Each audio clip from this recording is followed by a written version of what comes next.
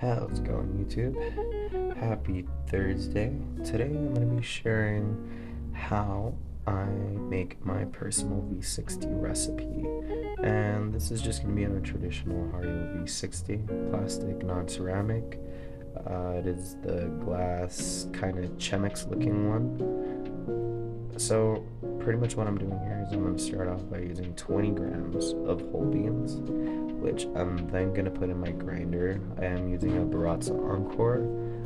It's about a medium fine setting, and I tend to wait to grind prior to preheating my V60, which I had done at this point. Here I have, so ground the coffee.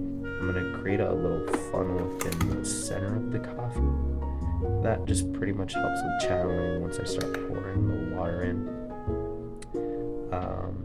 Here in the video I kind of saw that you couldn't see the amount of grams of water that I was going to be putting in. I'm going to start the timer on my kettle, and the way that this works is you're pretty much adding 50 grams of water every single increment except the last. So here I'm just waiting on a 45-second bloom. I'm gonna add another 50 grams of water, up to 100 grams. And I'm pretty much aiming to add the 100 grams prior to a minute, which I've successfully done. It's hard to see the timer. Here I'm adding another 50 grams at 120, back up to 150.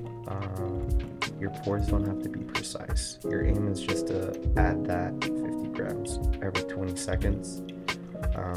This one I started adding it at 140 to 200. And again, like I said, it's every 20-second increments. So this one's going to be at 210. I did wait a little bit on this one just because I totally forgot where I was.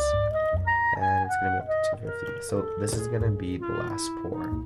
The last pour is going to be 60, because you're aiming to brew or add all the water prior to 3 minutes.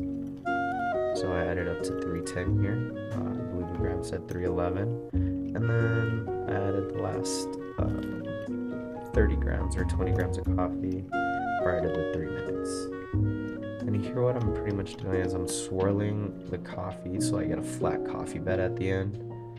And this I'm pretty much showing where it's just flat, ready to go. And what I like to do is I give it 4 long swirls. I add air to the coffee so it gives it an airy clarity to the coffee.